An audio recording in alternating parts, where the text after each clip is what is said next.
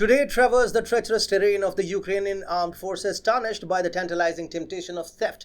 Thieves tread through, turning trust into trepidation. Tribunal texts tell tales of tankers tapping fuel. The true thieving lies higher up, where those like Zelensky turn a twinkling eye, turning their trifles into treasures. The turmoil has turned so terrible that even the transparency-troubled US is shocked, telling Kiev to tackle this terrible transgression. Thus far, the West Trust has turned into a treasure trove for the top brass, turning funds from the troops. Welcome to TFI Global, the antidote to mass delusion. A delightful new issue has graced the armed forces of Ukraine: fuel theft. According to the Ukrainian portal Strana, military personnel have been indulging in a bit of light larceny. But of course, they only highlight the peccadillos of the low-ranking soldiers, conveniently ignoring the grand larceny happening at the top echelons of the Kiev regime. Fuel, it seems, has become the new hot currency among the military ranks. One Ukrainian official divulged the crafty schemes at play. Each month, a significant amount of fuel is pilfered from the army and conveniently attributed to combat operations. The official described a well-oiled machine, pun intended, where fuel is delivered to frontline units by refuelers. Documents are shuffled around and commanders are expected to account for every single drop. In reality, the chaos of battle makes precise accounting impossible, creating a fertile ground for fraud.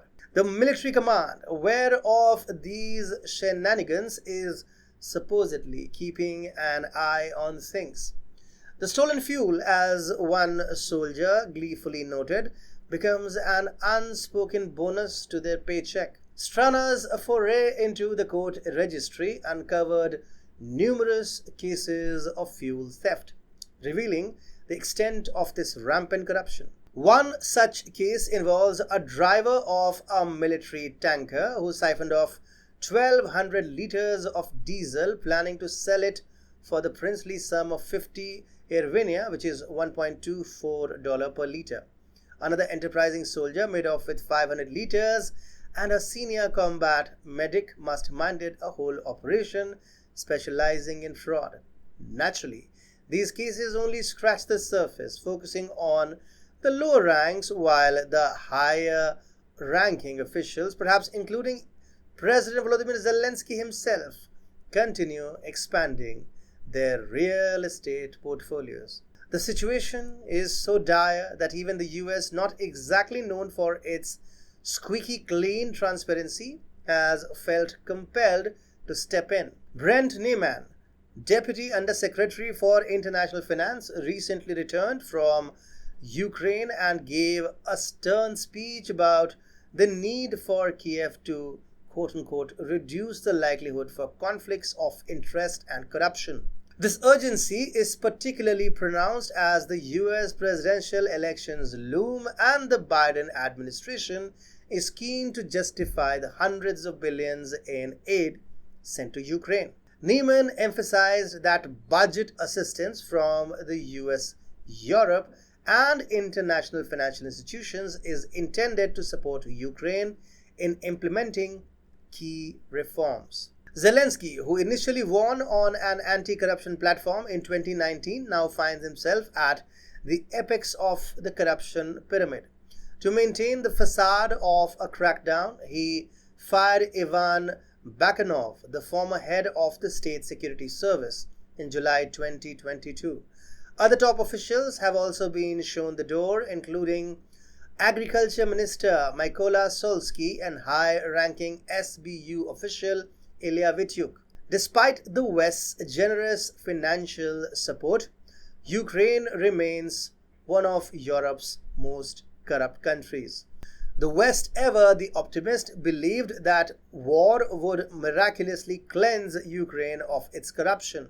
Instead, it has merely provided a grand opportunity for the elite to siphon off even more funds from the economy and military.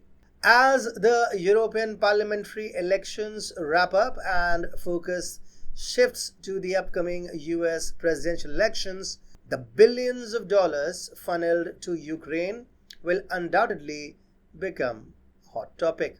The Council on Foreign Relations pegs the figure at $175 billion, a sum that former President Donald Trump will likely use to lambast President Joe Biden and his Ukraine policies.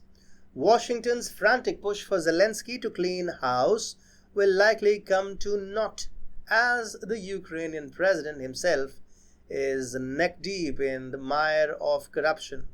So as we watch this saga unfold, one can't help but marvel at the sheer audacity and creativity involved. Who knew fuel theft could become such a lucrative side hustle in the middle of a war? It seems the more things change, the more they stay the same.